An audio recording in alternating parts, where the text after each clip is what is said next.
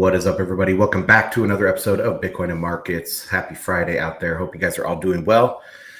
We're going to take a look at the Bitcoin price, the breakout that is happening right now, and other macro stuff, and look at all the happenings going on in the Bitcoin space. I'm live streaming on YouTube, Twitter, and Telegram. Telegram is the main community, so make sure you guys check that out. Okay, let's share the screen, and we'll go right into the chart.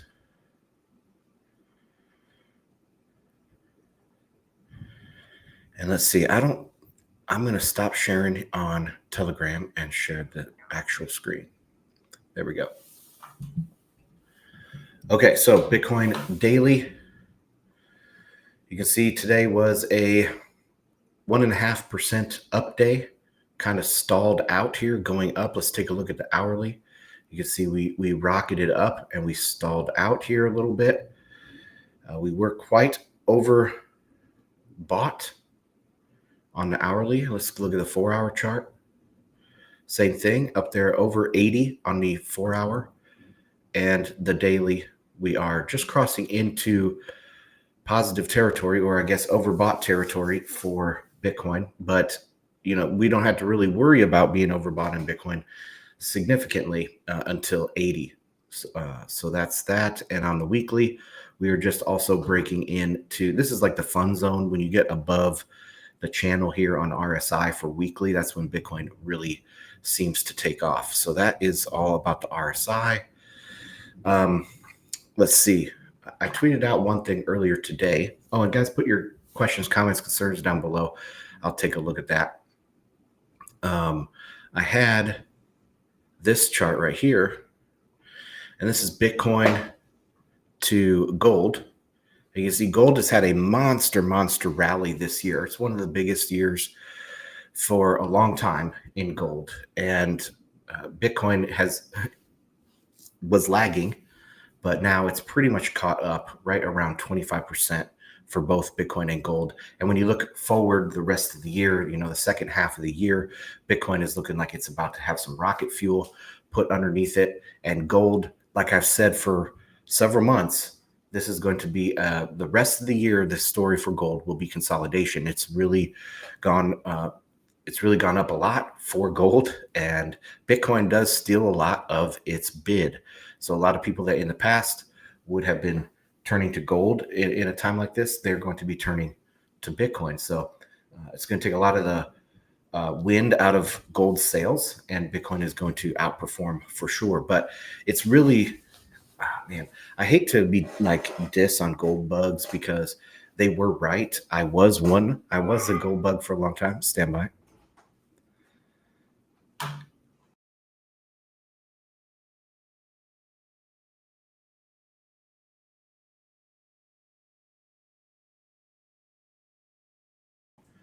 Sorry about that. I am a father and my son came in the room. Okay. So what was I saying about gold and Bitcoin? Oh, I like gold bugs. I was a gold bug. They were right. But if you were a gold bug with a good understanding, you would have become a Bitcoiner by now. A lot of people that are still just in gold or just in silver, they are stubborn and they just don't want to believe in Bitcoin. Willful ignorance at this point. Okay, so that was that. Let's go back to, oh, you guys weren't seeing that. Oh, man. So you guys, I'm still getting back used to the streaming. This is the gold Bitcoin chart, and you can see right around 25%. They're both at right now. So Bitcoin has the tailwinds, and gold is, getting some of the wind sucked out of its sails from Bitcoin. Okay, now back to the chart. And we can take a look at the gold chart here down here.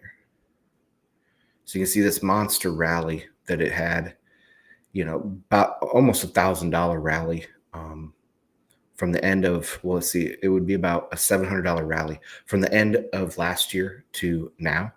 It's had this monster rally. But if you put that against Bitcoin, and I mean, this is just a typical Bitcoin performance, 25% on the year so far. If that doubles, if the price does a 50% move from here, which is one of the things I'm expecting, the performance for Bitcoin versus gold is going to be laughable, really. So, okay, so back to this tab. And let's see, what else do I want to take a look at on the Bitcoin chart? I am writing this post for the premium guys, and let's see if I can pick out a couple of these charts. So this one, if I can zoom in on it, is a good one. So this is with log scale and going from the closes. Okay, so these closes lined up with this close and it lined up with this close over here perfectly. And now we're breaking this line. So this is a very, very significant break. In all aspects. If you're a linear kind of person, which a lot of new people coming into Bitcoin are going to be looking at this linear chart because they aren't necessarily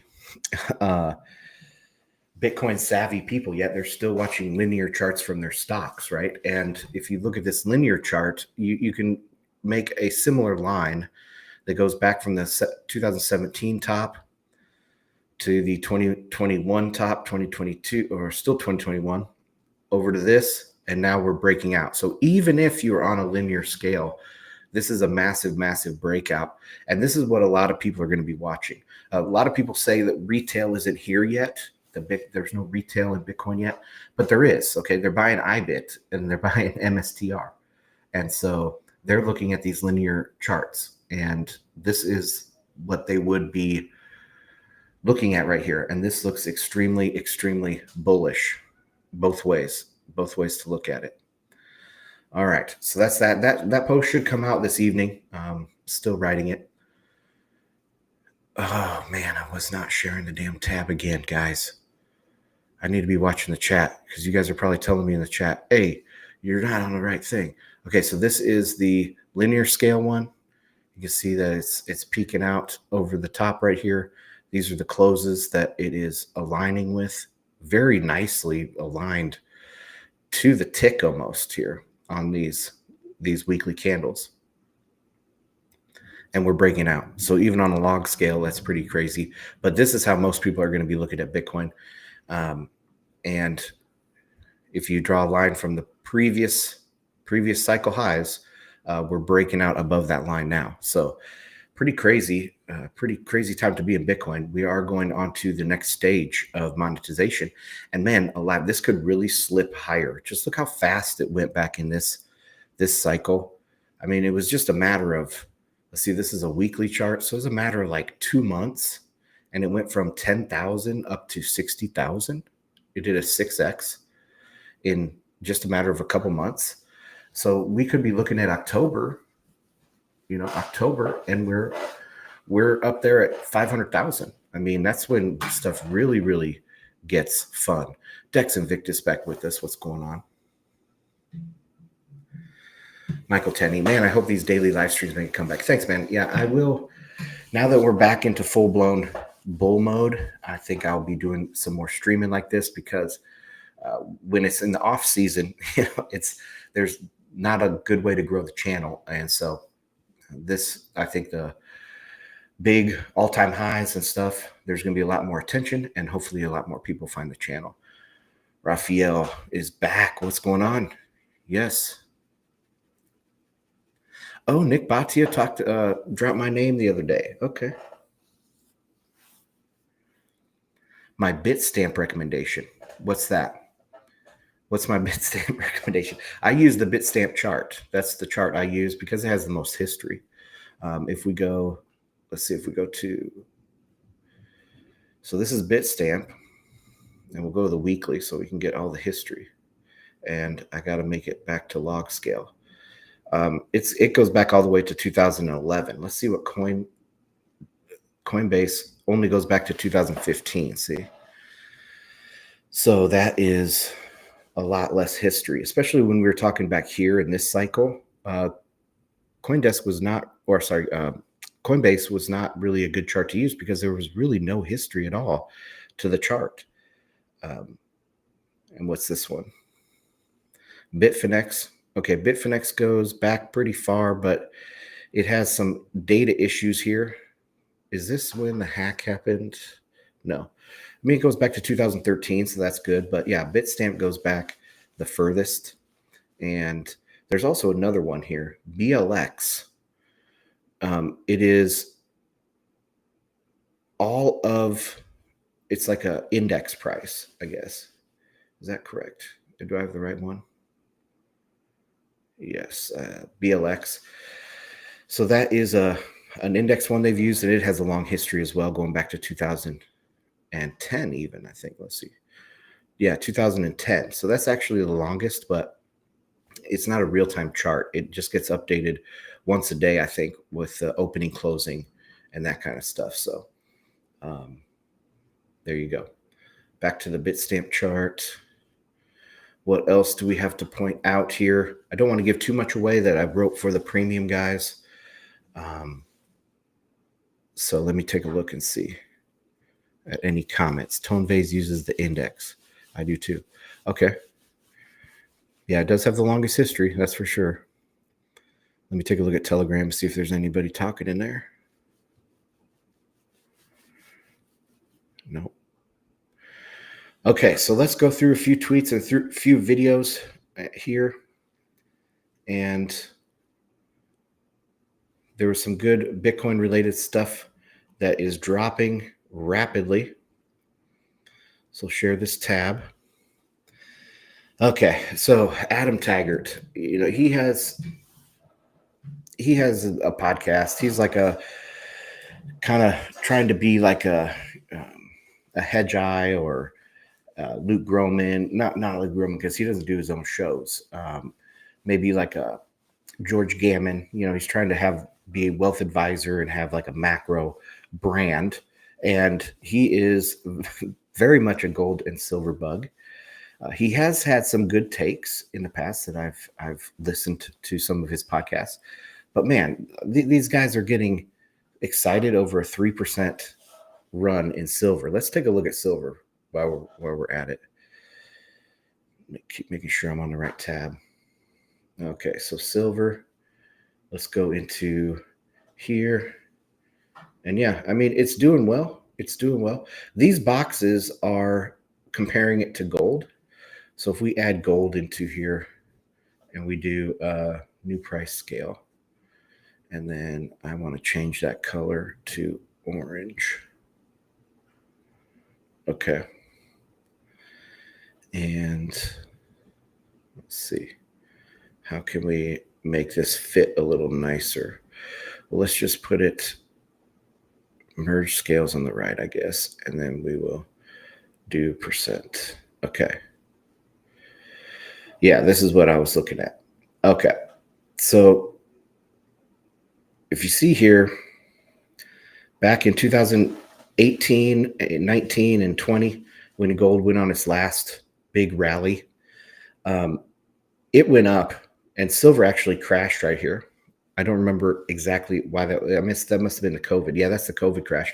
And since silver is more of an industrial metal, it's not even really a monetary metal anymore. But since it is more of a industrial metal, it crashed much more during COVID and then finally caught back up to gold. Okay. Well, gold really outperformed so far 2024 into 2025. And now finally silver's starting to put in that bid. So gold moves first, silver follows. But again, gold is being demonetized by Bitcoin. Silver is even more demonetized by this new era that we're entering. So I do expect silver to lag. It will be a laggard for sure. If we zoom closer in here, let's just go to this bottom right here. So gold is up since, we'll go to the beginning of 2023. Gold is up 80% and silver's up 60%. So it's going to lag. All right, so that's that. That was that. Okay. U.S. Director of Digital Assets says huge week ahead, time to make America the Bitcoin capital of the world.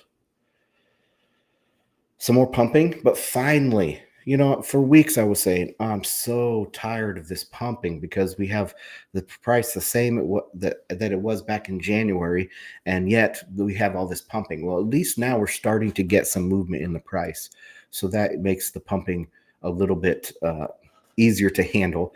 But yeah, huge week ahead. It's always like that with Bitcoin. I just got off the phone, and you guys won't believe nobody's bullish enough. Stuff like that. I that starts to get really annoying. Unless the price is mooning 50%, then okay, I get it. Also, government records $27 billion budget surplus in June, the first monthly surplus since 2005.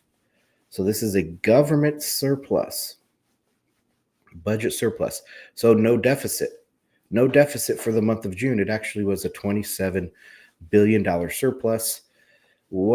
What's going on, guys? What are they calling them now? Panicans. All these people that they come out and they disagree with Trump's policies or whatever, and they want to give their opinions, their master opinions.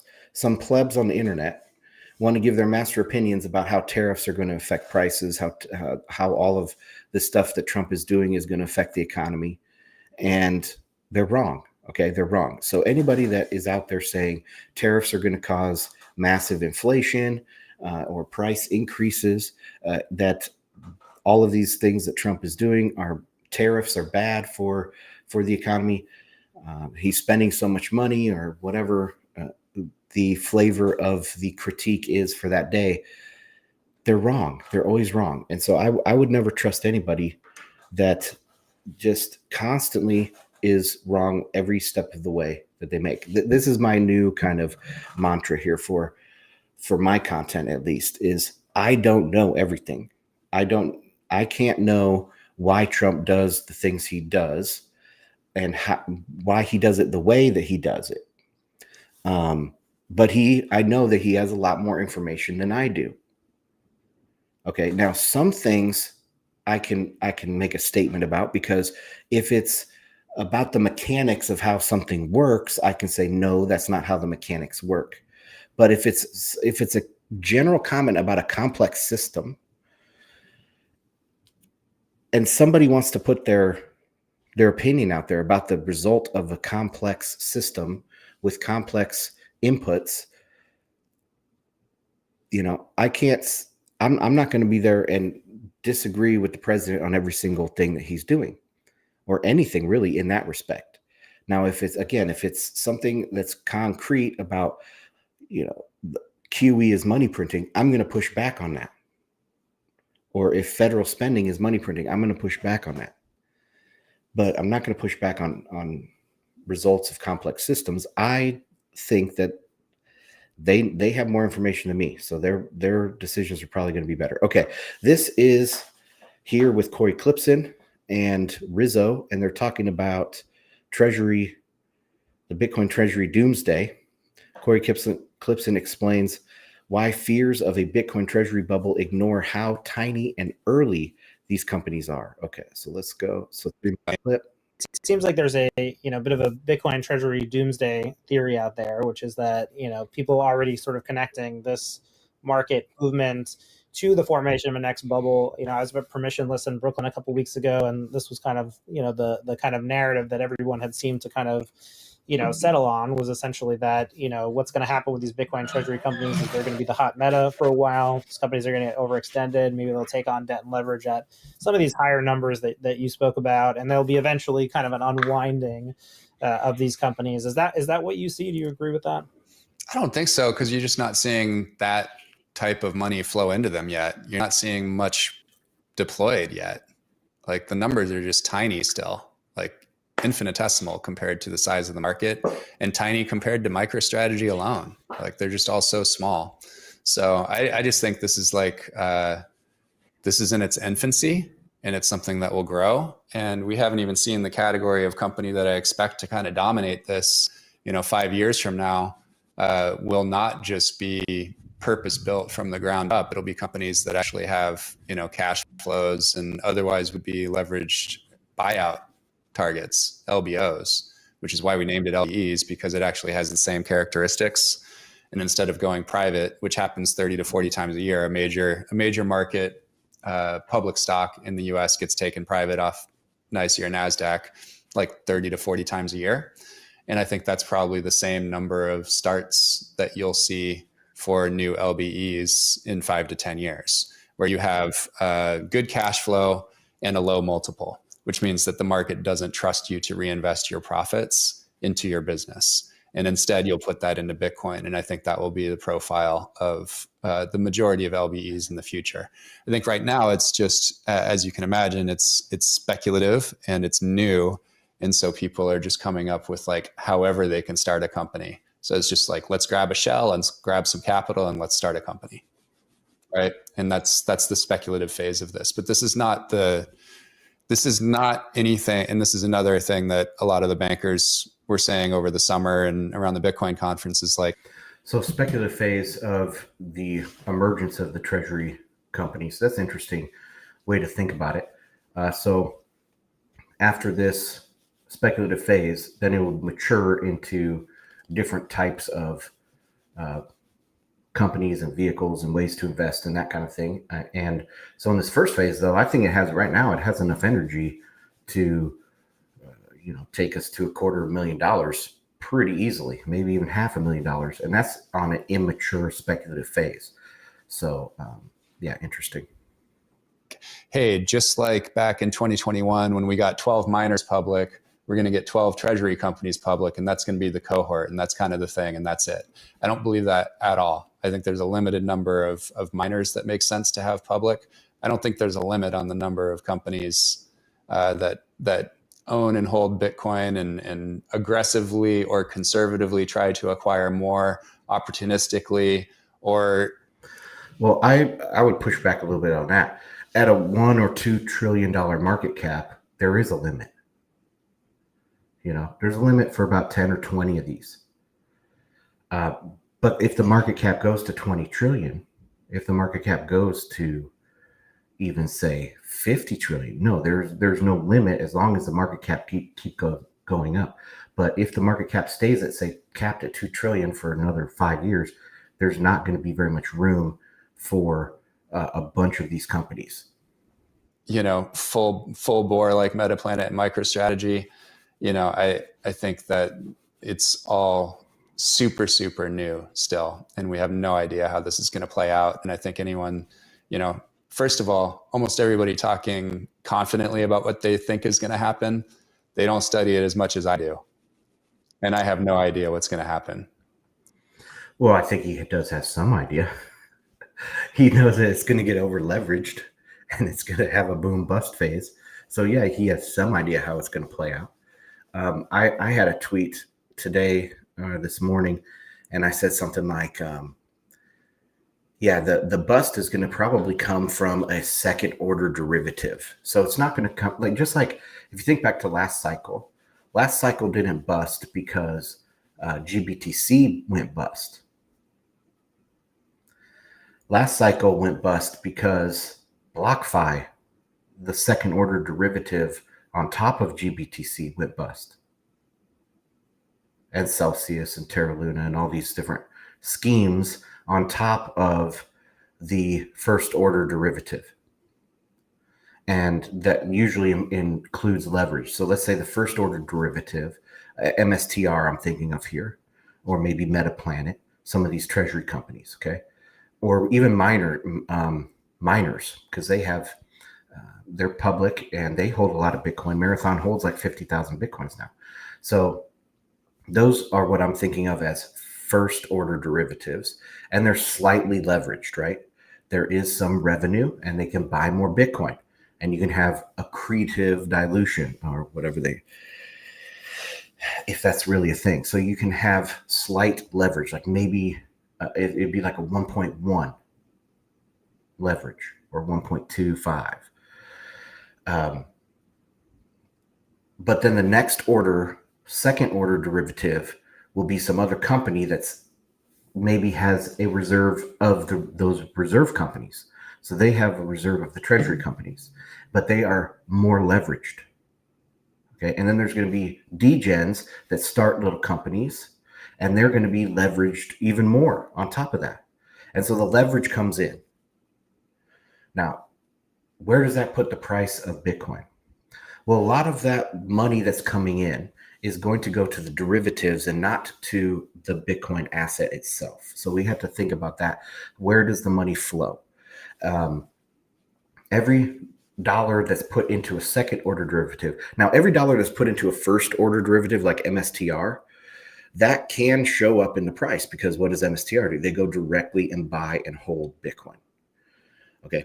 But the second order derivative plays, they aren't necessarily going, like, it will eventually trickle down into spot Bitcoin, but there's people taking cuts all along the way, right? There's expenses, there's fees, there's all these other things. And so all that money isn't going right into the Bitcoin asset. And that could be like, it would feel kind of like paper Bitcoin, right? Because these are Bitcoin related investments. And that's where money could be diverted into Bitcoin related assets and not into Bitcoin itself. And so it feels like, oh man, we had $100 billion come into Bitcoin last quarter, but really only like 25 billion ended up buying the asset. The other 75 billion went into expenses and all this stuff for all these second order, third order derivative companies that have leverage. And so, as this progresses, just this first initial wave, because just like the dot-com bubble, you have an initial frenzy, right? Speculative phase. And then everything crashes. And finally, the tide goes out and we see who's swimming naked. You have a washout, just like any boom bust. Okay. You have creative destruction. And yes, in this first initial speculative phase, that could be years. I mean, we could be talking about 2 to 4 more years of this speculative phase where everything is starting to ramp up. And where's the top of that? I think 20 trillion market cap is a good target for the top. So one thing I've been talking about, let's go back to this one. We'll share the screen and I'll go to Bitcoin. And I noticed that I had it up on, I think it was this. And we need to go to logarithmic. So one thing I've been talking about a lot is the different nature of this cycle, right? And if we extend this line up for 2, 3, 4 years, all the way up here. Where's this? 29. Okay, there we go. I mean, it could just, where's my path? It could just, keep bouncing like this for 3, 4 years. That's getting us to 1 million. There was another thing I saw the other day about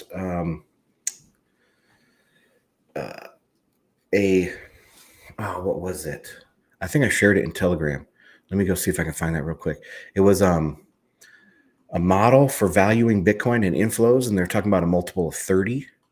So every dollar that comes in, the market cap goes up $30. Do you guys remember that? It was from like 2 or 3 days ago. Trying to find it real quick here. Thought I shared it in Telegram. If not, we'll run across it in my tweets.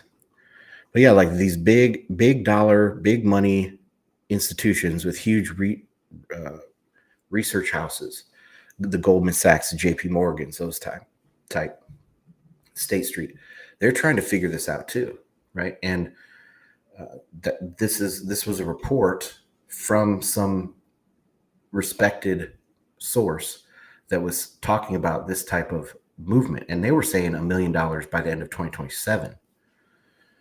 So that would be much faster than this red line. But anyway, this could be how this speculative phase works out. And then someone blows up actually and it goes like that. Maybe not that far, but crashes. And then we have the mature phase. So after that crash, then we have another mature phase start growing.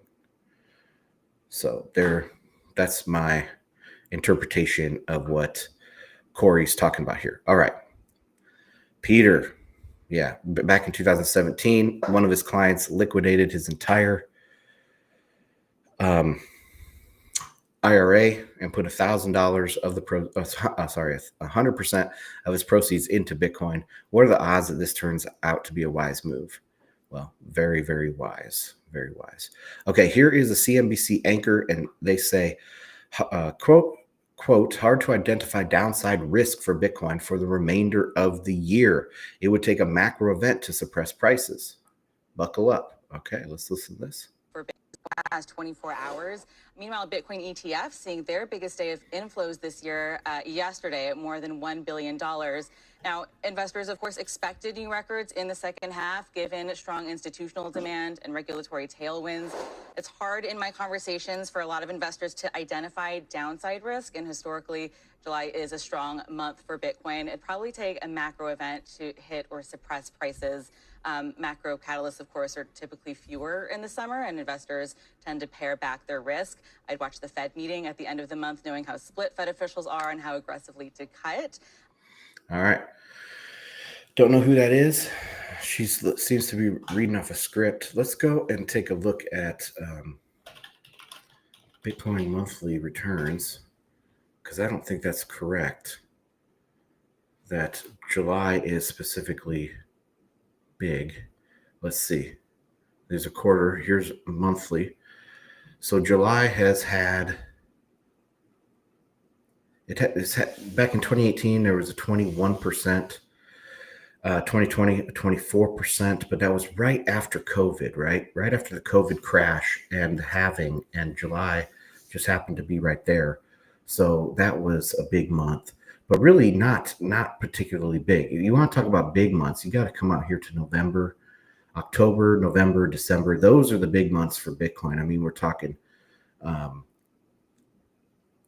big double digit, even some triple digit here back in the beginning of Bitcoin. But those are the best months. Maybe you could even say into January and February, but July is not particularly a good month. Let's see. Even June is better than July, and August has had more negative months, but the positive months are pretty big. Like here's a 65 in August and a 30. So more negative, but bigger positive numbers. So July isn't, what is she talking about? Okay, keep it on moving here. Kash Patel considers resigning as FBI director along with Dan Bongino if Pam Bondi stays and Bongino leaves. So there's a lot of fallout going on right now about this Epstein stuff. And of course, all three of these people know the truth. And she's the one that's taken fire for this. So I wonder what you guys think. Would you rather see her fired by Trump, her step down, or what? What do you think is going to be the conclusion of this? Somebody's going to leave probably. Let me check the comments. Dex Invictus. Heard CK wasn't bullish enough, yeah? Raphael says, not to mention they buy with prime brokers on OTC desks to not affect the price to the upside. So it's really not spot initially. Yes. Yeah, and if spot volume dries up as well, but they have to source the Bitcoin from somewhere. So yeah, it's on OTC desks, but the OTC desks have to buy it from somewhere. They can buy it from miners, but the largest miners are holding their Bitcoin now.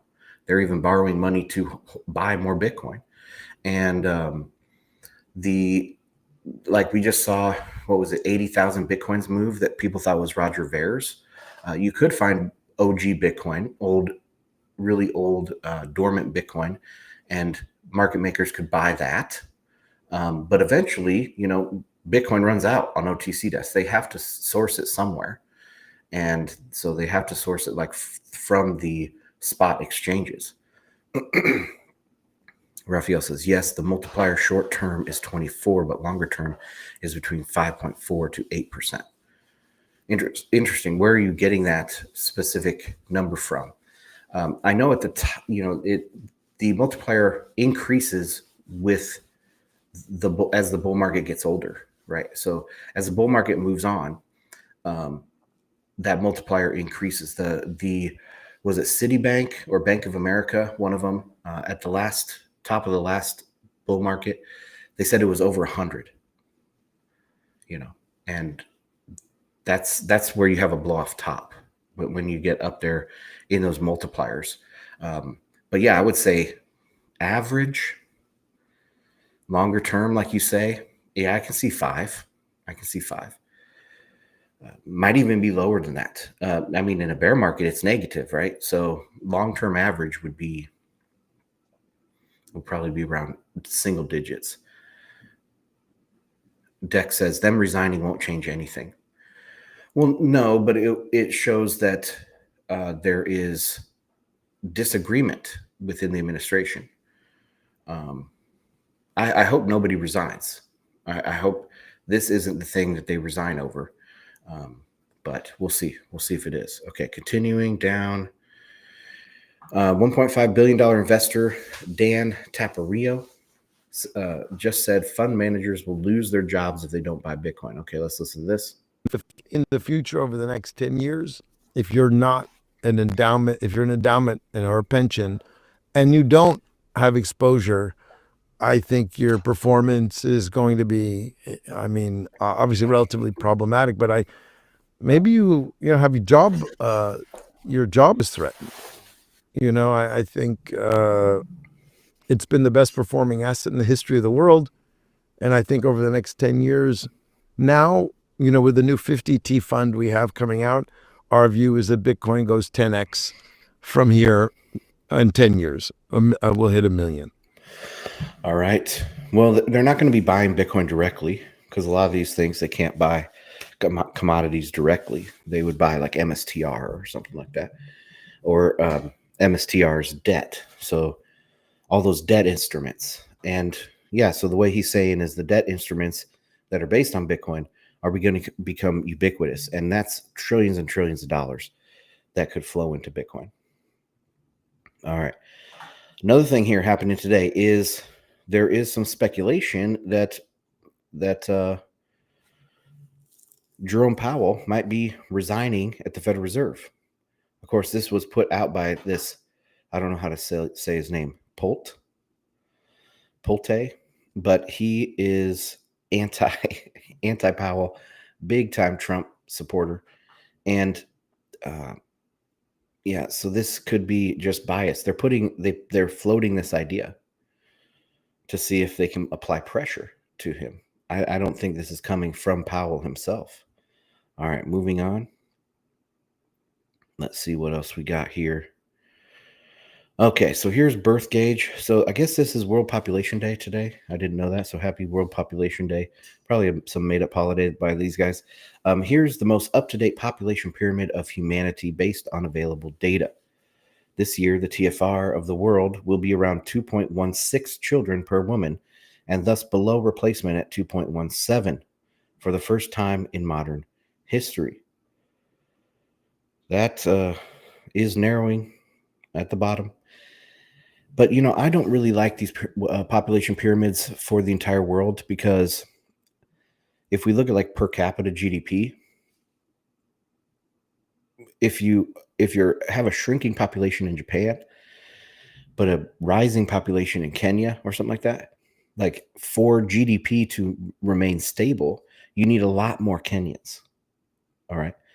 So it's just not a one-to-one swap. Like a Japanese person is not a one-to-one swap economically with a Kenyan person. So that where all the population is growing in Africa, you need it to grow a lot, very fast, to make up for losing population in the higher GDP countries. So I would rather see a population pyramid weighted for per capita GDP. And I'm telling you right now, if you did that, it would be very narrow at the bottom. Very narrow at the bottom. Okay, but there's some good demographics accounts to follow. Another important thing is he set up here 2.17. A lot of people think of 2.1 as being the replacement rate. The reason why 2.17 is that there are more males born, but there's also higher infant mortality in a lot of the countries that are having the highest fertility rate. So they have a really high fertility rate, but they also have an elevated infant mortality rate. So you have to skew that up. The male-female mismatch is very important for some countries. Like in China, it's very important. There's many more men by millions of, men that could marry and have babies compared to the women, because they had the one-child policy and they had selective abortions and all that stuff. And so their replacement fertility rate in China is probably up there at 2.2 or 2.3 because of the mismatch between men and women. Very, very bad trouble for them. Okay. All right. This was a good one. This will have some deep thoughts here, guys. So if you're not following Balding's World, I recommend doing that. He's a great follow. Expert on China. So here we go. I'm outside puffing a cigar, sipping coffee after riding too late last night.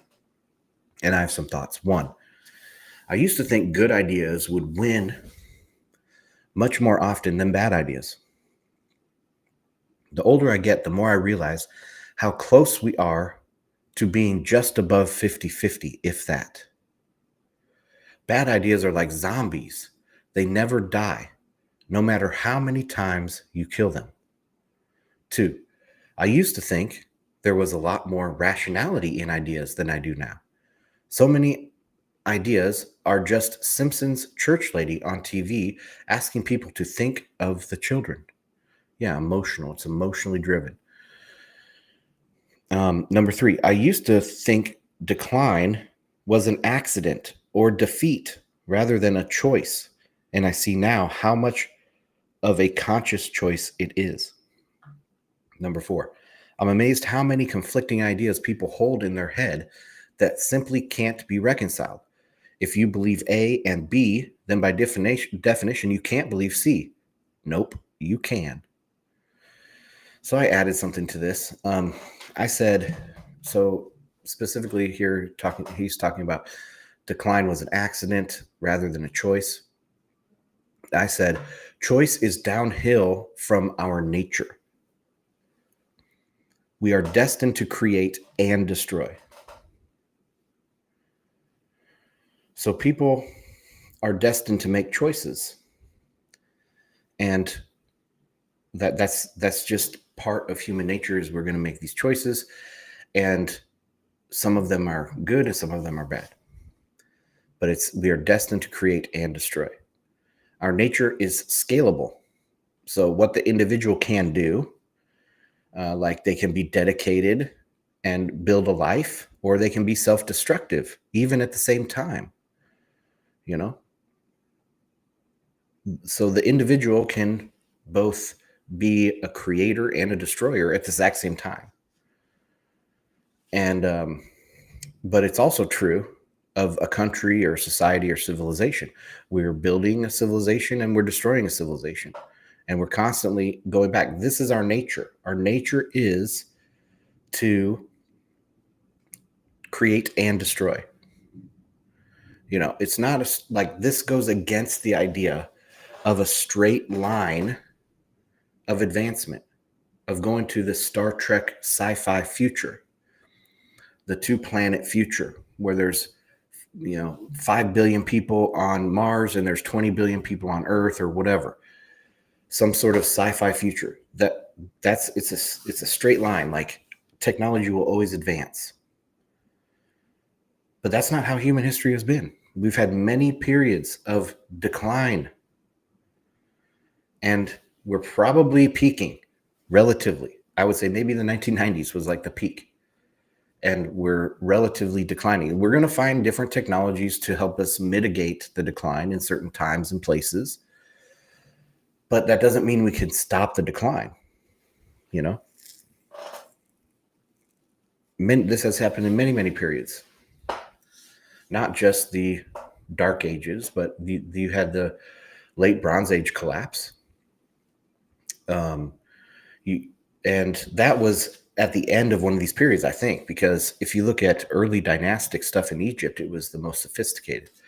And then as you go forward in time towards the late Bronze Age collapse, it deteriorates for, many hundreds of years, and then there's a collapse. And so we've had these periods in time where we go back technologically and culturally and civilizationally. And that's just in human nature. That's the ebb and flow of human nature. We haven't conquered anything of our human nature. Our human nature is in control. The human species is in control here. Yes, individuals can make some choices, but like he says, they're conflicted and imperfect and irrational. A lot of times people hold on to this idea that humans are rational, and they just are not. They just are not. So anyway, wonder what you guys think about that. Checking comments. The multiplier math is based on the power law model. Oh, I see.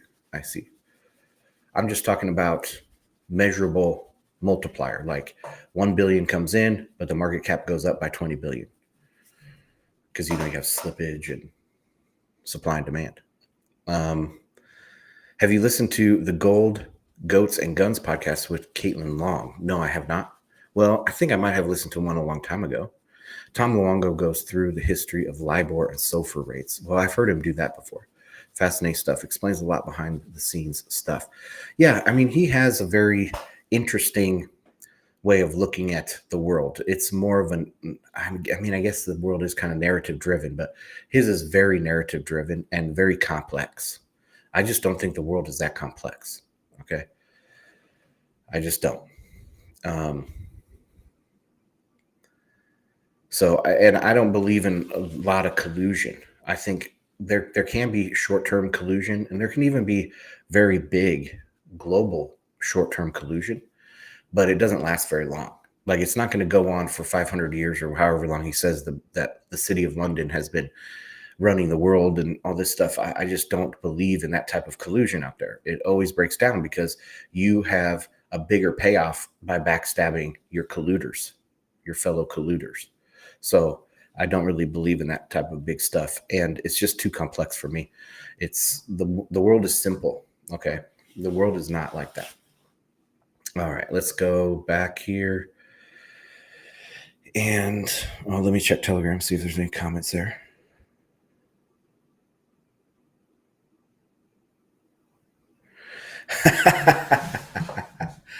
Oh, Jerpin, you say Trump is going to pump Bitcoin to 1 million just so we forget about Epstein. Yeah, I could see that. I could totally see that, man. And unfortunately, it would work. It would definitely work. I wouldn't be paying so much attention to Epstein. I would be, worried about Bitcoin. Okay, here we go. Bitcoin is at a new all-time high, but retail almost nowhere to be found. Latest leg up is mostly driven by institutions. Of course, we knew it was driven by institutions, but guess who is buying the stocks of the institutions? Okay, it's retail. It's retail. So this is retail. This era, this cycle's retail is now real. It's like the real people. It's the real investors. It's the big boys. Okay, the big boys are the retail now. Like I have friends and family that have bought MSTR, but they refused to buy Bitcoin for 10 years. But now they're buying MSTR. The retail is here. Just look at the trade volumes for MSTR, and that'll tell you retail. All right. This was good. Let's watch this. This is fun. So some of the AI stuff, I'm hard on AI. I don't believe in it, but there is some quality entertainment. Bitcoiners, We did it. together, Another all-time high. take a second. And let that sink in. We're making history. Every block, every sat, every hodl. It all added up to this moment. And to all the Peter Schiffs and Jamie Dimons of the world, bless your little fiat heart. Peter, you've been wrong about Bitcoin more times than Frances thinks she can divide a pizza into solving world hunger. And Jamie, Do you guys know about that? So, Francis Coppola, writer for the Financial Times, and yeah, she said it's not fixed supply because you can divide it infinitely. You can divide it down to 8 decimal places or something. Oh man, it's just crazy. you called Bitcoin a fraud, then built a trading desk for it. That's cute. This isn't Wall Street's victory. Or Washington's, or some hedge fund. This is ours. The plebs. The DCA warriors, the memers and miners, The ones who stayed humble. stacked and laughed through the bear markets while everyone called us crazy. So enjoy this, Bitcoiners. Celebrate. Post your memes. Text your no-coiner uncle just a little rocket emoji. Another all-time high, and remember, What was that? another all-time high, and remember, No. nothing. Text your no-coiner uncle just a little rocket emoji. Another all-time high, and remember, Yeah, boy. nothing stops this train. All right, so that was something good. Text your no coiner uncle a rocket emoji. Oh, that's hilarious, man. That's hilarious. Okay, so here's where I was talking about the second layer treasury companies will be where the crash comes from.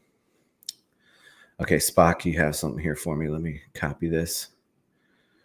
Check it out.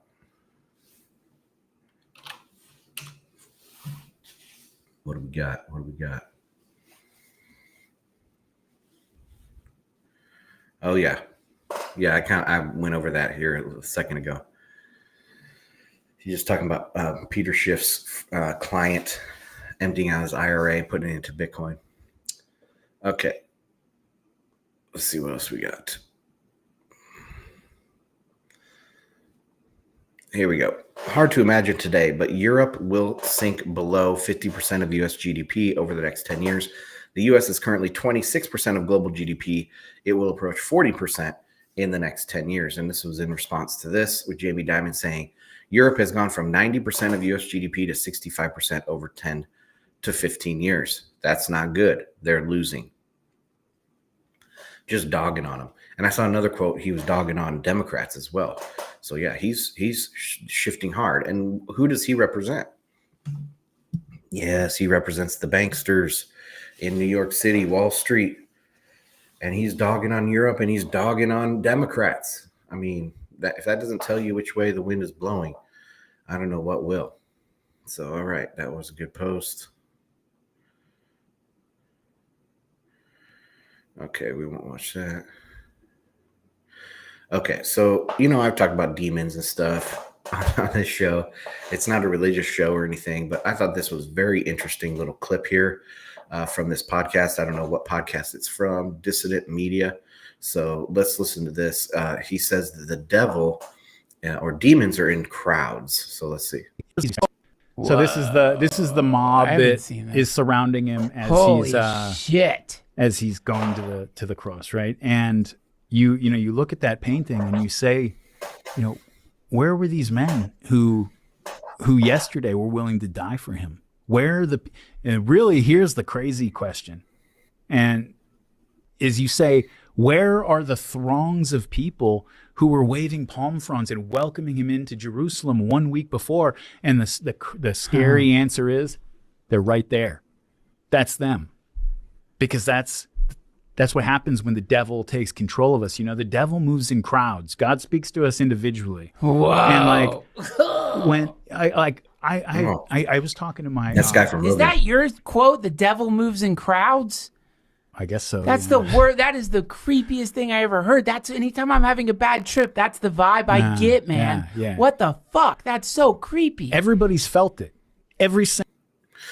Yeah, and when you see like riots and stuff, bad things happen when you get people together and, with ill intentions. And it becomes easier to do evil when you're in crowds. No wonder why when you see a lot of these radical cultural Marxists, and they're crashing out. They're usually doing it in a protest scene or around with other people. Somebody's going to interview them on the street, and they feel like they have their compatriots with them, and they can crash out and all that stuff, and you see evil in their eyes. And yeah, I thought that was very, very interesting, that evil or that demons move in crowds. It was pretty good. Let's see, what else do we have here? Just doing a hangout. Oh, here it is. So this is from the Journal of Risk and Financial Management. Let's take a look at this. So a supply and demand framework for Bitcoin price forecasting.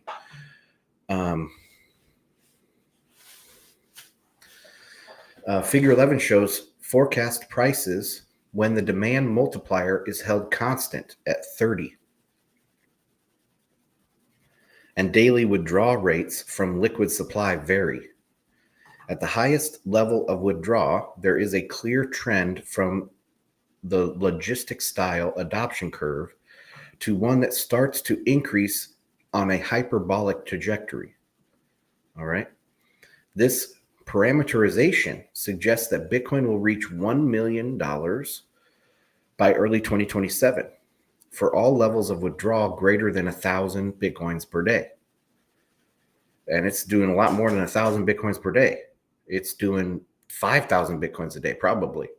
And then diverge in 2028 as supply constraints come into play. With the higher levels of withdrawal, the price could reach 2 million by late 2027 and 5 million by early 2031. Let's see. Spock says, yeah, unions messing things up. Tourists in groups wolf packing. Yeah.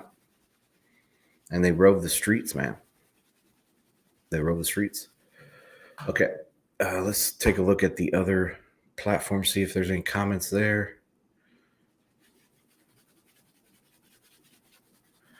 Dex says, glad you got your mom to buy Bitcoin over the years. Man, yeah, that good on you, dude. Good on you. Like, I can't even talk about Bitcoin with my mom anymore because she just says that she should have bought it or whatever, and she could buy it now. I tell her, you can always just buy it now, but she never does. And so the whole conversation is her talking about how she should have bought, and yeah, I can't even talk to her about it anymore. Raphael, what do you think about the Genius Act and stable coins? What kind of dollar? You're kind of a dollar bull. People don't understand the dollar weakness is dollar strength for the U.S. Good question. I think that the stablecoin bill, a lot of people are talking about, it's going to be so good for Ethereum and the other networks that these stablecoins are going to run on. I don't think they're going to run on Ethereum. No. It's they're going to make their own side chain of some sort, their own system, their own network. They're not going to trust Vitalik Buterin and Joe Lubin to run their billions and billions and trillions of dollars. That's ridiculous. It's absolutely ridiculous to think it's going to run on Ethereum. But right now it's good for a pump, right? It's good for a pump in Ethereum. But overall, I think it's kind of neutral.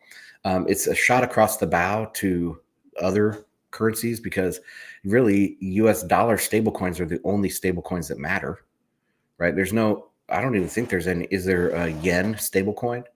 Is there, there's definitely not like a rupee or a real stablecoin of any significance. And even euros. I mean, the euros are totally down. Let's take a look at that real quick. What is it? Tether.to, right? Let me go into this. Dex says your mom let you know when it hit 118. That's awesome, dude. Okay, so let's go into here and we'll go into transparency.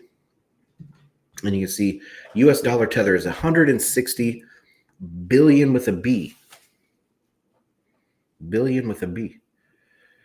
And euro tether is only 5 million.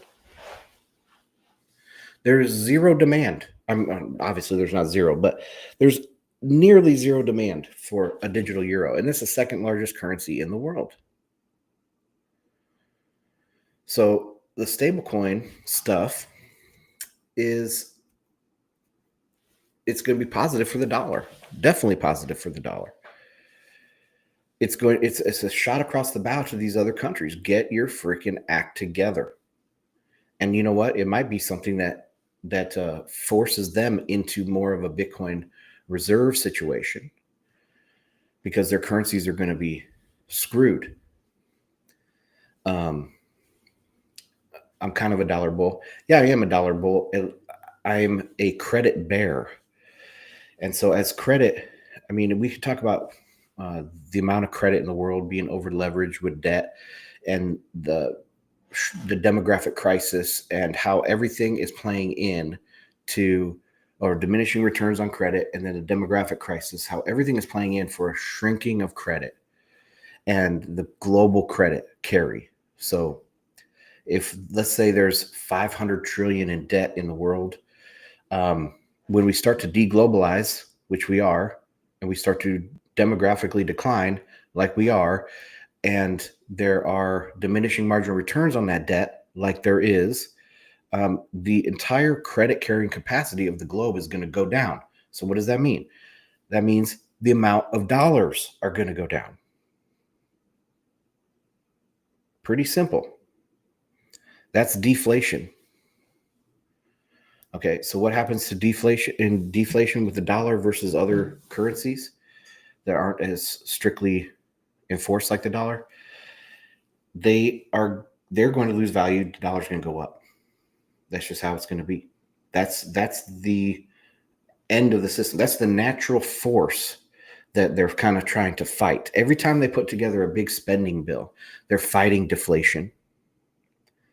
And what do they do? Yeah, we might get a little surge of inflation, but the overall force and energy is towards a deflation of the giant credit carry of the world. And they can't grow out of it. I mean, the US is trying to, and relatively maybe one place can, because it's going to suck a lot of growth out of the rest of the world and into the United States. The United States might be able to grow. It is also the home of the world reserve currency. And so the US might be able to grow out of it temporarily. But the rest of the world is going to suffer. And the US does have better demographics than many places in the developed world, but it is just 20 years behind the rest of the world in demographics. So eventually you can't stop this, you can't stop this train. The train is a deflationary train that's going to shrink the credit market in the world. And that is a deflationary event. Okay. Let me see if there's anything on Telegram.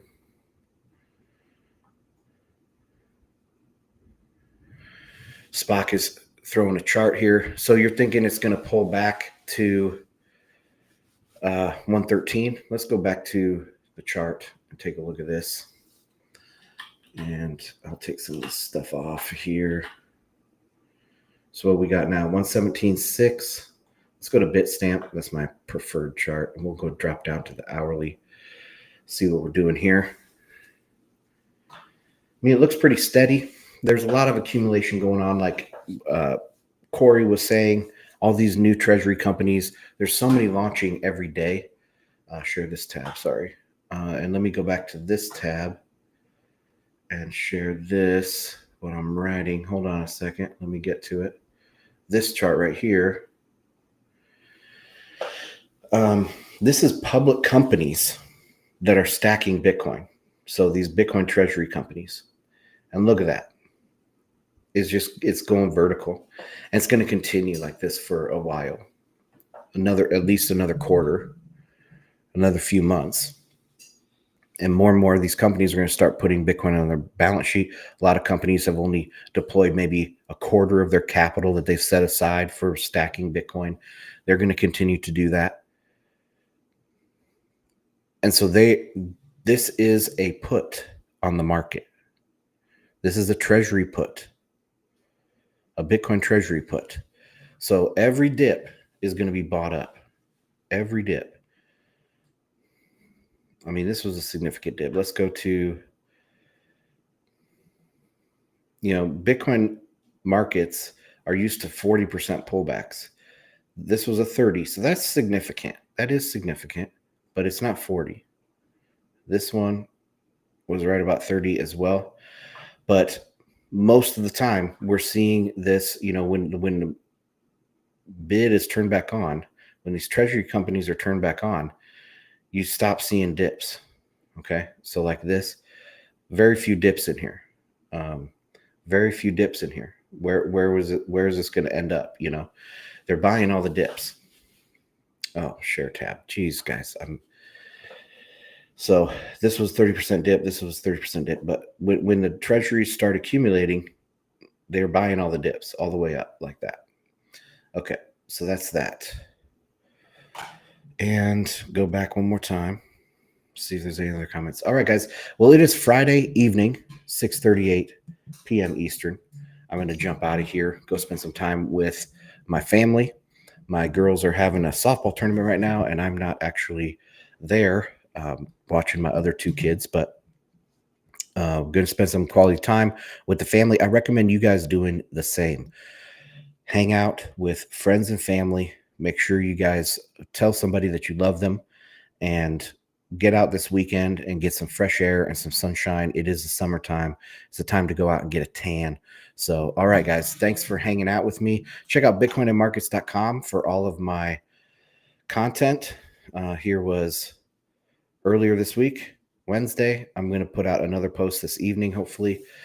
Got to finish writing that one. But if you are a premium member, you get these posts twice a week. So lots of charts, lots of discussion on what's going on with the Bitcoin price. And then we have takeaways down here at the bottom. I think it's jam-packed full of signal. So check that out. All right. Thanks, guys, for hanging out. Have a great weekend, and I'll see you on the next one. Bye.